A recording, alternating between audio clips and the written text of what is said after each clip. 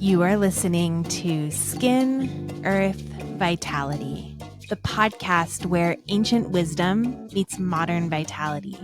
If you are seeking to reconnect with your innate vibrancy, you're in the right place. I'm Emily Davis, a seasoned holistic esthetician and herbalist.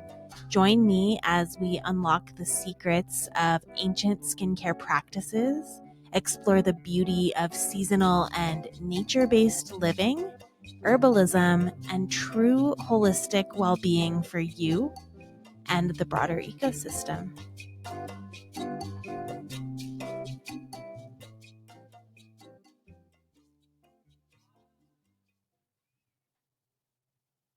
Okay, welcome back in. This is part 2 of breakouts and wrinkles at the same time.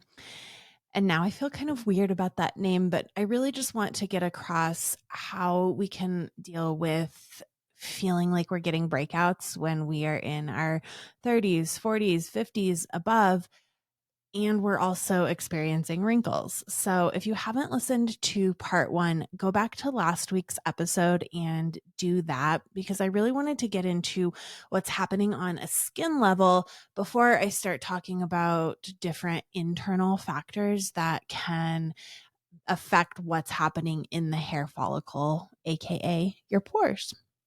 So this episode is for you if you're in your 30s, your 40s, 50s, or older, and you're experiencing breakouts. It's for you if you feel a little unsure as to why, and it's for you if you're at the beginning of your journey and you're curious about internal factors that have a correlation with breakouts. It's meant to maybe spark some recognition for you, because of course there will be other potential triggers. I can't create an exhaustive list. There could be mold toxicity, parasitic infection, heavy metal toxicity, autoimmune disorder, or, any kind of other individualized condition. But I just wanted to get into some basics. Please remember that the information I share in this podcast is based on my personal and professional experiences and is intended for educational and informational purposes only. It is not individualized skincare advice, nor is it medical advice. I encourage you to take charge of your own health decisions and listen to your body, seeking out the resources and professionals that best support your wellness journey. I'll be talking about potential triggers for acne around this age, and it can definitely feel easy to get overwhelmed and feel like your body's broken or like it's betraying you. And we're not going to do that today because it's not true. Our body's always working to move back into homeostasis. Everything it's doing is an attempt to regulate and protect you. So I just want to take a second and express some gratitude for that. Our bodies are amazing. They're perfect, regardless of what symptoms they are presenting with. And I want to start by talking about how emotions can play a part in skin issues, because our emotional body and our physical body are not separate, although it seems like they are. Everything that's taking place in the emotional body is going to have an outcome on the physical body. So some emotional factors that may be playing a part in acne include anxiety and worry, suppressed anger and frustration, low self-worth, shame and guilt, perfectionism, lack of boundaries, even just living separately from nature. And this can look like not living in season, trying to go too hard when we need to maybe be soft or rest, not having an ability or making time to ground.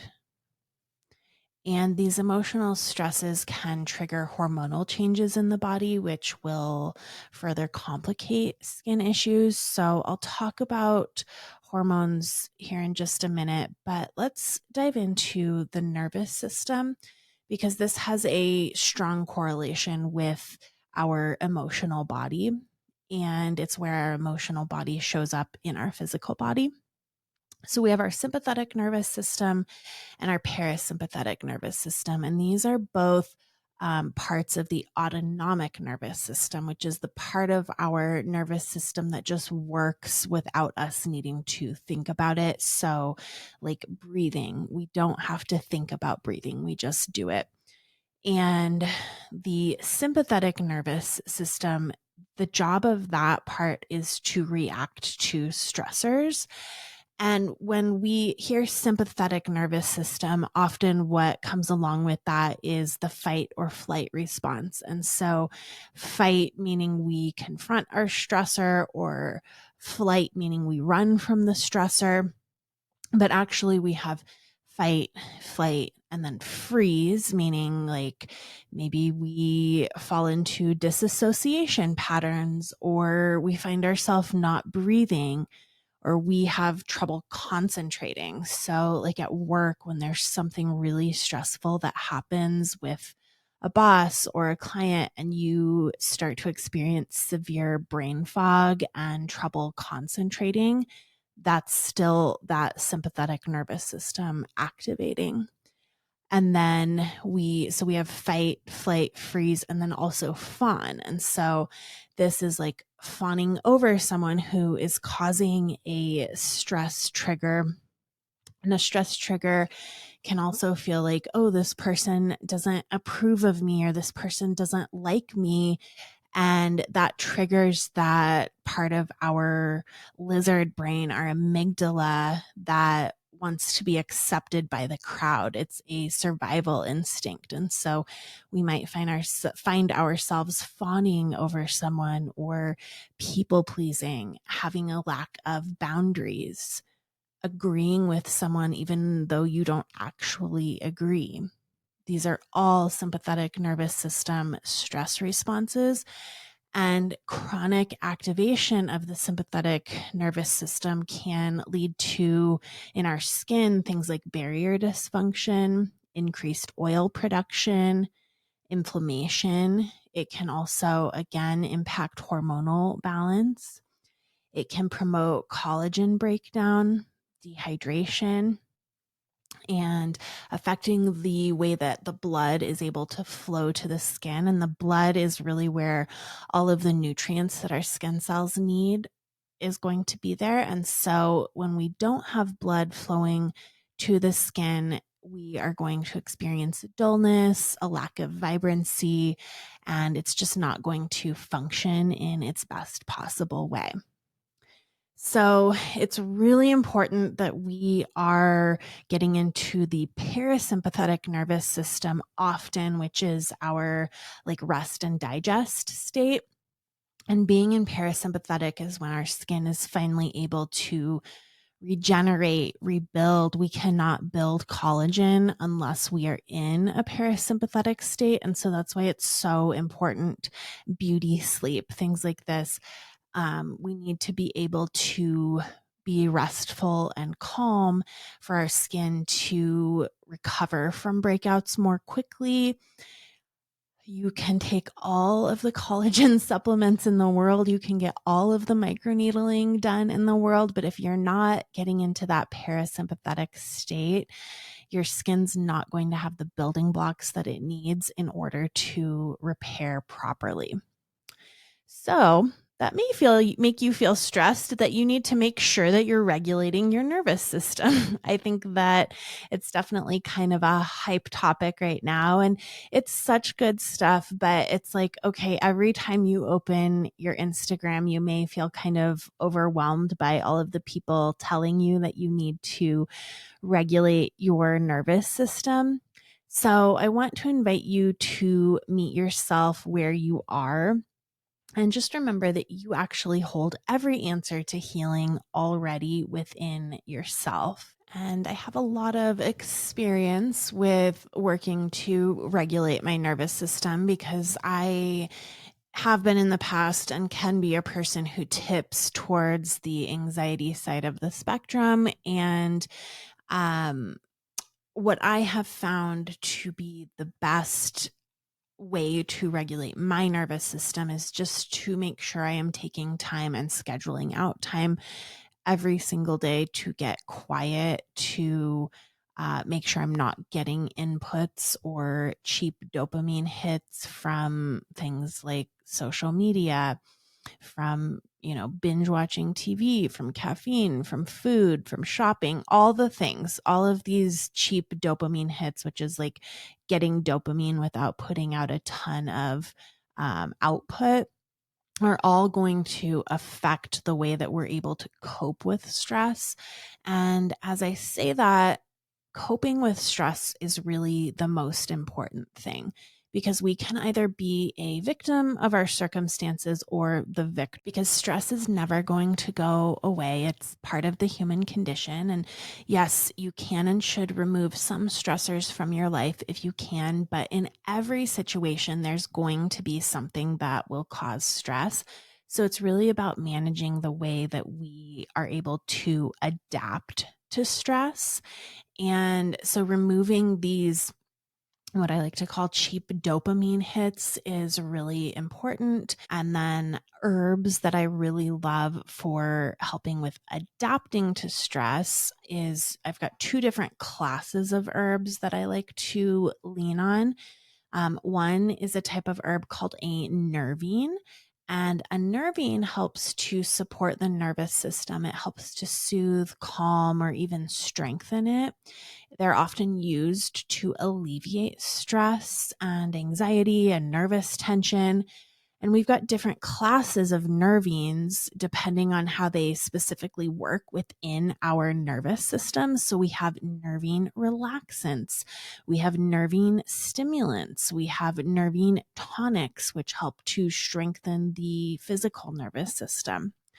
And so a few of my favorites for handling stress include passion flower, lemon balm, motherwort, damiana, spearmint, chamomile, milky oat seed, which is a really cool one. Milky oat seed is one of the nervous system tonics. It's one of those that's actually going to strengthen the nervous system.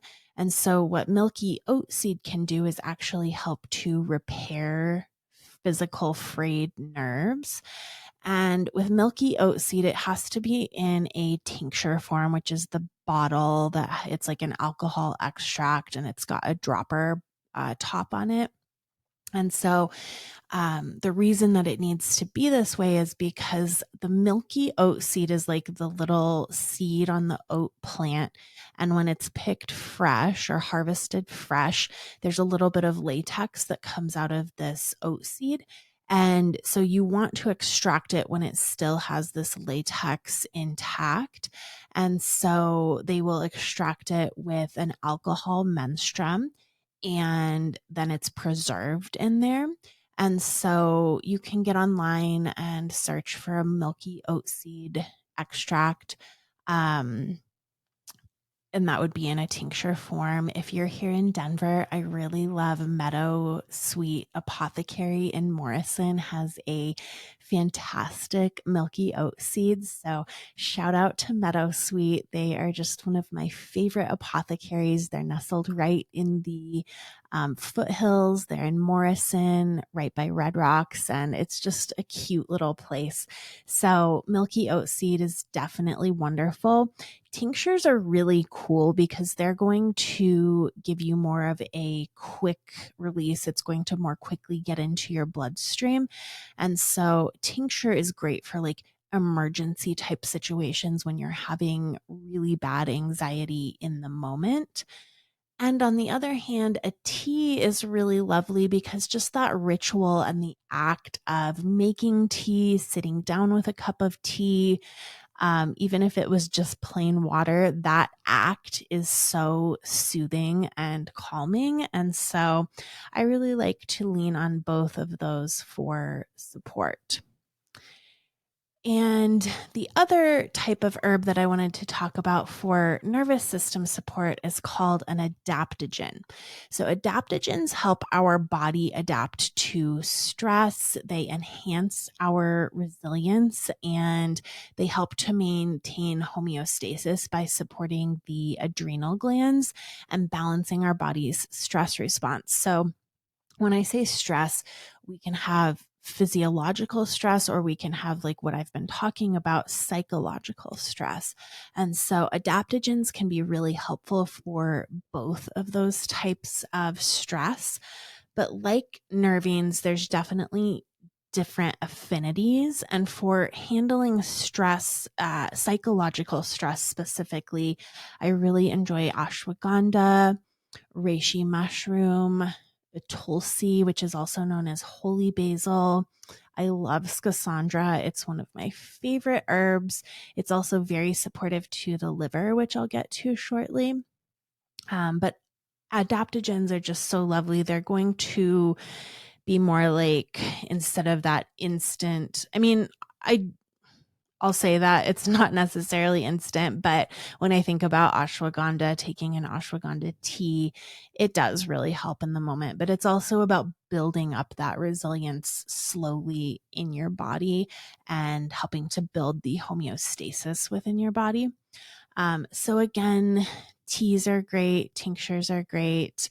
I've recently been getting into doing coffee alternatives in the morning. And so when I make my herbal coffee alternative, ashwagandha and reishi are definitely part of that in the morning.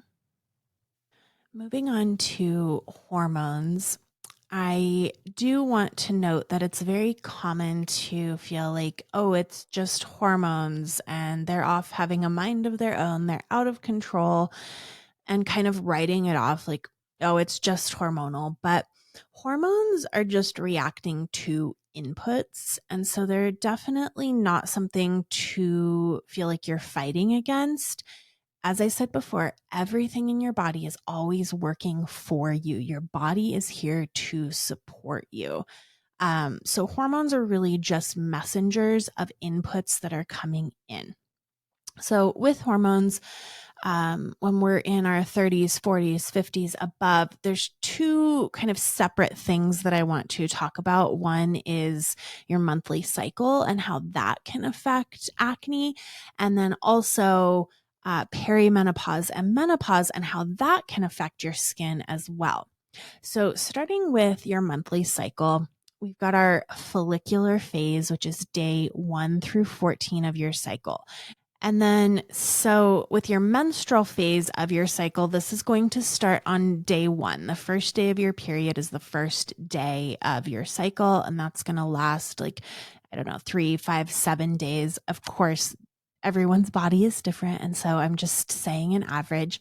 But during this time, your estrogen and progesterone levels are lower. And so your skin is more sensitive and maybe more prone to inflammation. And the immune system may be slightly suppressed. And this can make the skin more prone to bacterial infections that can contribute to acne. So during this time is a time to be hydrating your skin more, giving it maybe a little bit more of a heavier moisturizer or a balm, not exfoliating, not doing any type of like an invasive treatment on it. It's a time when you should be really like supporting the integrity of your skin. And then, so we have follicular phase, which is going to last up to day 14 ish before you start ovulating. And during this phase, estrogen is going to start to rise after your period is over. And this is going to help keep your skin balanced. But testosterone is also increasing a bit, which can increase the oil in your skin. And then getting to day 14, testosterone is peaking during ovulation, which again might make your skin a little bit more oily. And moving into luteal phase, so this is after ovulation and can be like ish day 15 through 28 through the end of your monthly cycle, it can start to get a little bit more oily. Testosterone is still higher. And then we also have progesterone kicking in, which can also stimulate oil production. Prostaglandins come into play, and this is definitely where I see most people will see more breakouts. So it can be a time when you can incorporate the ingredients that I mentioned in part one, like honey, which can help to absorb excess oil, also clays, ingredients like thyme, which can help to reduce excess bacteria or an overgrowth of that C. acne bacteria. So that's just kind of like a high level view of the monthly cycle and how our skincare should reflect what's going on in our body. And then perimenopause and menopause. Perimenopause can start as early as 35, but it's more common to occur in your mid 40s to mid 50s. And during this time, testosterone is seemingly higher because estrogen and progesterone are starting to drop, but testosterone declines more slowly and more gradually than estrogen. And so, this temporary excess of testosterone, like I mentioned before, testosterone can trigger excess oil. It can also trigger facial hair growth, which can be a contributing factor to clogged follicles. So, this is why we can see acne appear for the first time in your life in your mid 40s, which for a lot of my clients is like, what the heck? But there's a reason for that. And so doing things to help balance the hormones and to support the skin topically can be really helpful. And then as you move into menopause, progesterone and estrogen have really dropped. And so we've got less estrogen. This means less collagen. And so wrinkles become more noticeable.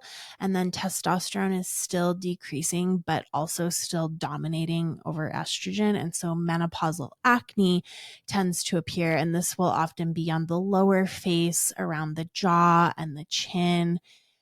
Skin can also become much drier at this time and dehydrated. And like I talked about in part one, when the skin's really dry and dehydrated, it can be very tight. And this can physically block the pores because the oil's not able to move out fully.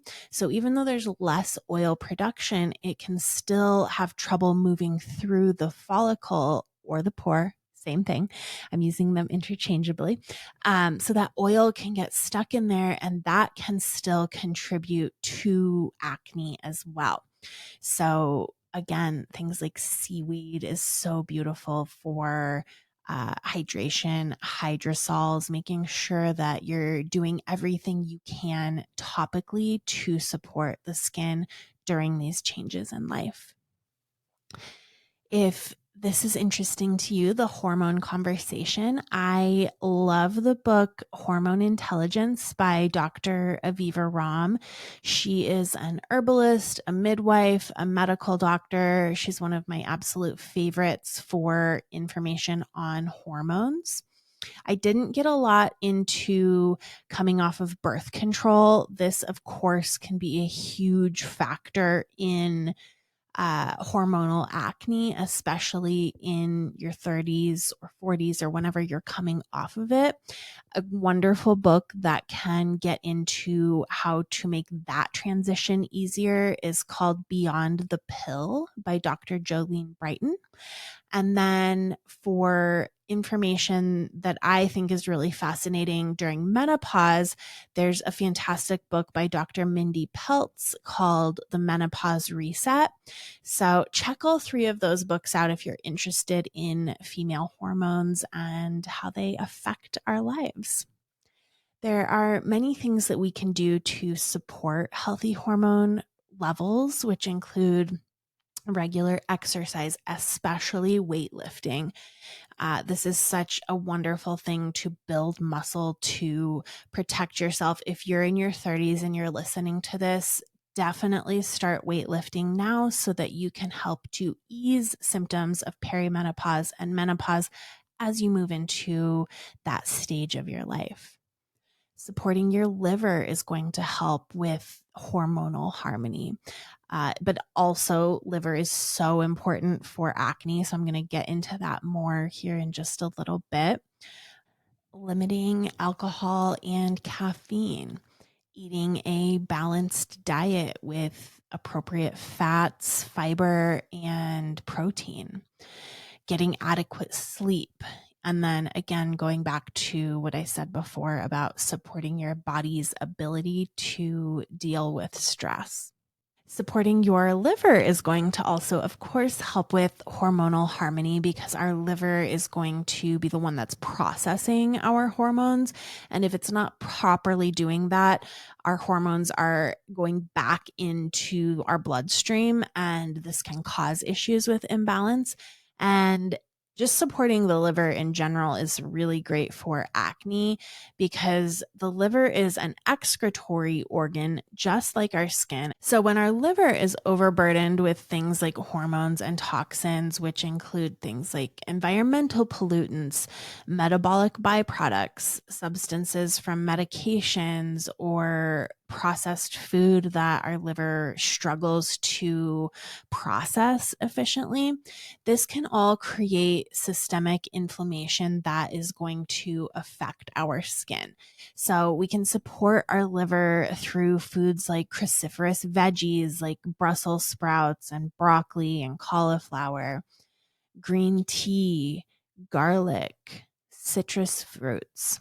Beets are really important.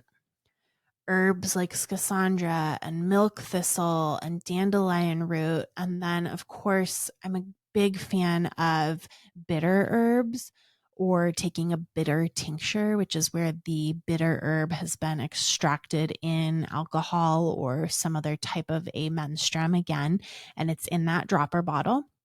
And so bitters are really interesting because they help to increase bile production from the liver.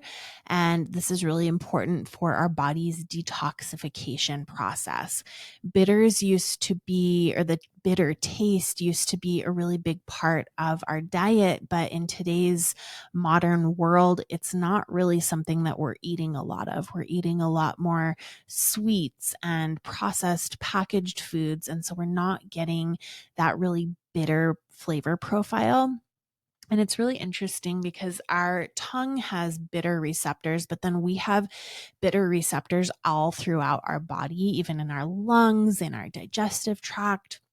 And so our body has evolved alongside of these plants that have bitter compounds. And so we are naturally meant to be consuming them. And they just help with healthy digestion. They help with making sure that we're making the right enzymes to break our food down so that we can absorb nutrients properly. I think it's really interesting. So, coffee is a bitter. And the reason that the caffeine in coffee just hits so much harder is because of the ability for that coffee, that bitter compound in the coffee, to increase our digestion and our absorption of the caffeine. That's also why coffee can really get your digestion going. Some other bitters include dandelion root, gentian, bitter melon, just to name a few. Chamomile can actually be bitter if it is infused in water for more than like 20-40 minutes. So if you do an overnight infusion of chamomile, it is bitter. Orange peel, like the white parts of the orange peel, are bitters.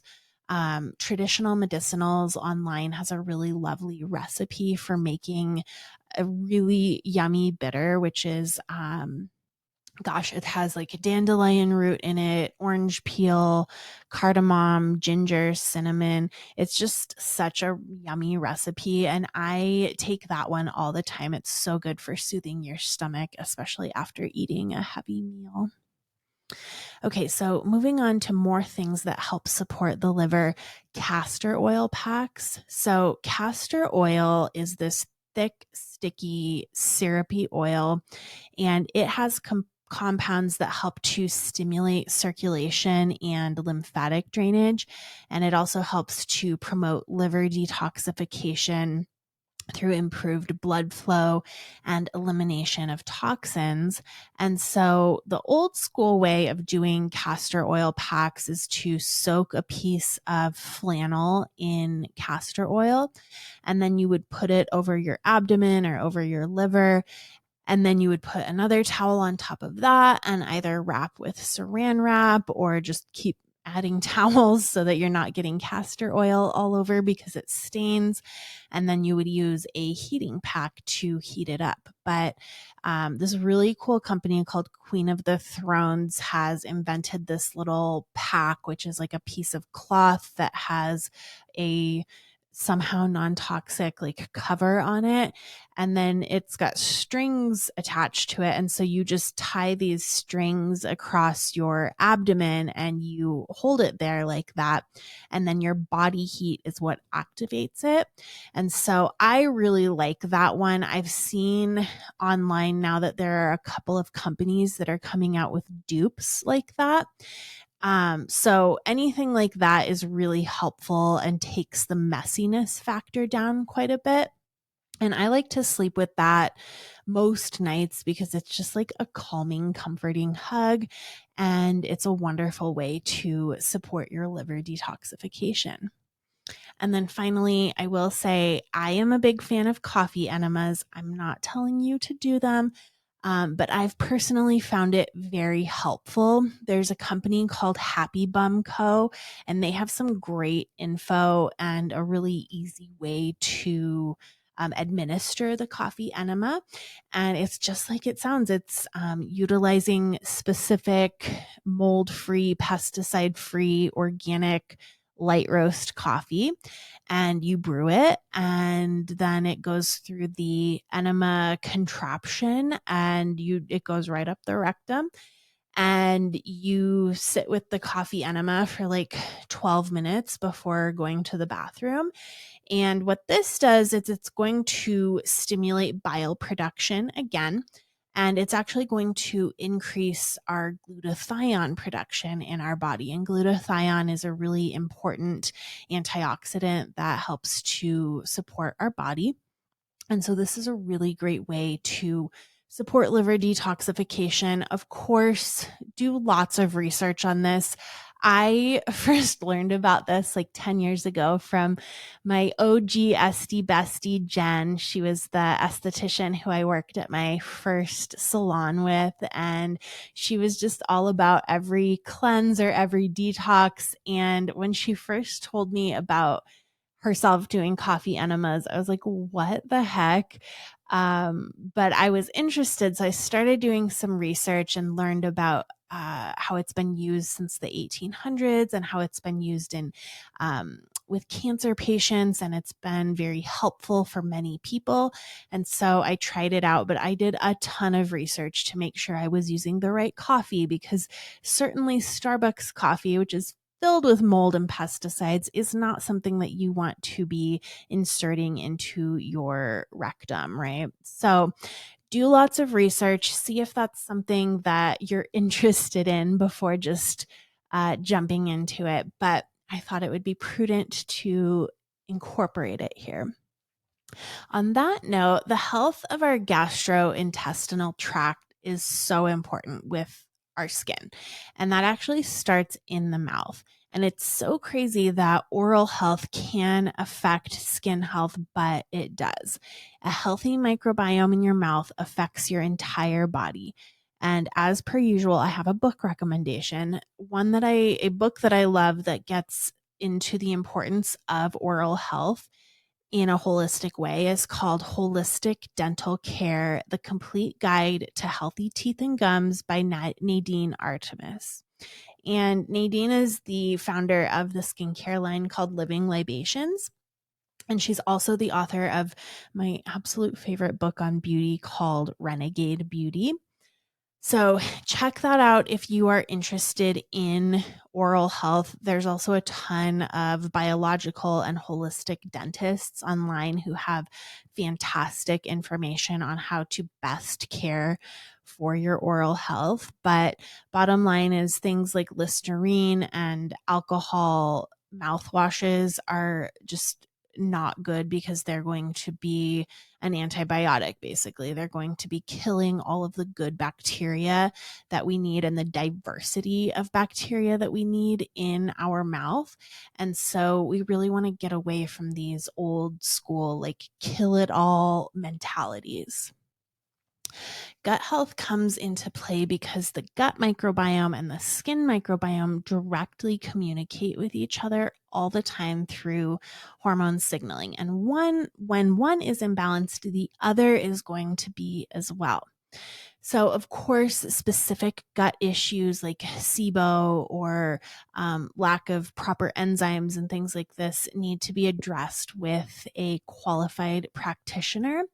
But some tips for overall gut health support include drinking bone broth, eating fermented foods regularly, and extra credit if you ferment them yourself, limiting processed foods, staying hydrated, paying attention to how often you're taking medicines that can be counteractive to gut health, like Advil, eating probiotic or prebiotic rich foods.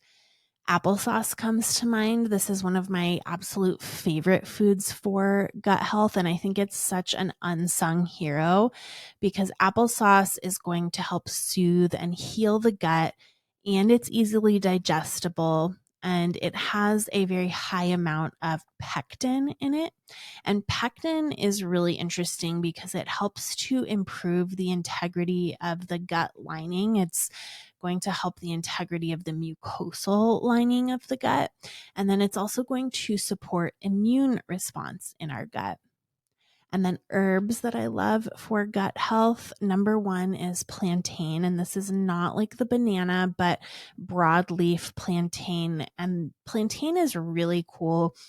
Any herb that supports the integrity of your skin is going to also support the integrity of your gut because they're both almost identical tissue. They're both epithelial tissue. And so plantain helps to like knit the tissue back together, whether it's on your skin used in a mask or if it's in your gut like a tea. Plantain is beautiful. Marshmallow root, again, so this is like pectin. It's going to help improve the body's mucosal membranes. And so we have a mucus lining in our gut, and marshmallow can help to support that.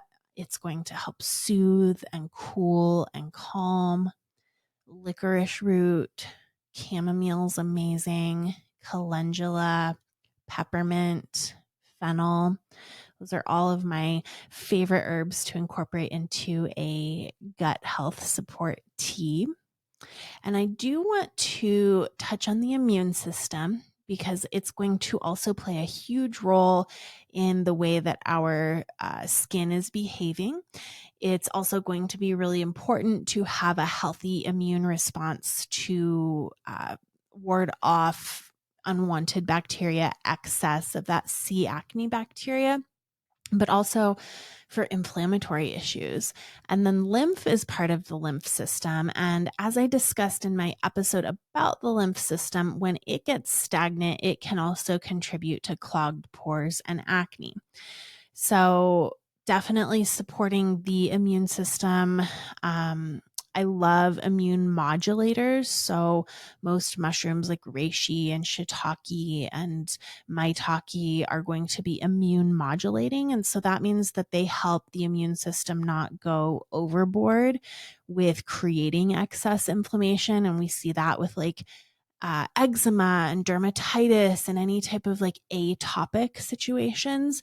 And then it's also going to help our immune system have the building blocks that it needs to, again, support our skin through like acne and things like that. Food is going to play a huge role in skin health. And so consuming a balanced diet rich in specific nutrients can help to manage breakouts and support healthy aging of skin. So, antioxidants, for instance, are vital in protecting the skin from what's called oxidative stress. And we see oxidative stress from too much sun exposure, from pollution, even psychological stress can cause oxidative stress as well. So foods that I love that are high in antioxidants that are beautiful skin foods include green tea, berries like blueberries and raspberries and strawberries. Make sure that they are organic. Dark leafy greens like spinach and kale, and then nuts like almonds and walnuts can all help to reduce that inflammatory or oxidative stress. A healthy lipid or oil barrier on the surface of our skin is dependent on making sure we're getting and also assimilating healthy fats and a proper ratio of omega 3, 6, and 9. And so making sure that you're eating enough fish, salmon, mackerel, sardines, also flax seeds, chia seeds, walnuts. Vitamin C is a cofactor for collagen production, so making sure that we're eating foods rich in vitamin C, like citrus fruits, broccoli, bell peppers, and this will also help to protect our skin from sun damage.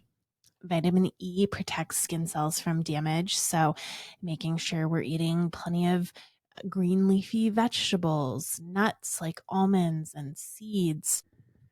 All of the vitamin Bs are really important for acne and hormonal balance. And so things like cow's milk, sourdough bread, eggs, seafood like salmon and oysters, again, leafy green vegetables, beans, and other legumes.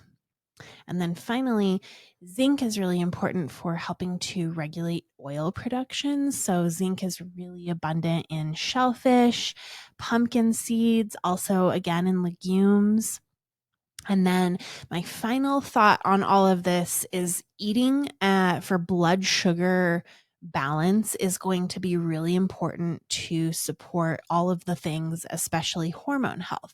So, things that you can do to support blood sugar balance include eating breakfast, slowing down and chewing your food, eating a healthy balance of protein, fiber, and fat, staying properly hydrated, eating whole foods rather than ultra processed foods. So, all of the things. I've fallen away from a lot of diet dogma, even though I have happily dove into all of it. I've been raw vegan, I've been, petrified of all kinds of different foods. And so now I'm really working on finding just like balance and eating foods that we've evolved with. And so that's really important. Herbs that I love for blood sugar balance include cinnamon, fenugreek, ginger, holy basil, bitter melon. And interestingly, our stress response also affects our blood sugar regulation. Doing too much, trying to go too hard, hustling too hard is going to be really important. So, as you can see, it all just ties back to each other. It's an ecosystem. That's what holistic health is just recognizing that every single thing is connected. So today I talked about the nervous system. I talked about hormones, gut health, liver health, how the immune system plays a role, and then of course lifestyle factors like diet. All of this is going to affect the way that our skin is responding to the inputs, how our body is responding to the inputs. And so remembering that when we have breakouts, it's not our body being broken. It's not our body betraying us. It's really just sending a message that, hey, something's a little bit off. And it's your invitation to become a detective for your own body. I hope that this episode was helpful for you. If so, please share it with a friend who could benefit. I will be back next week. And until then, be well.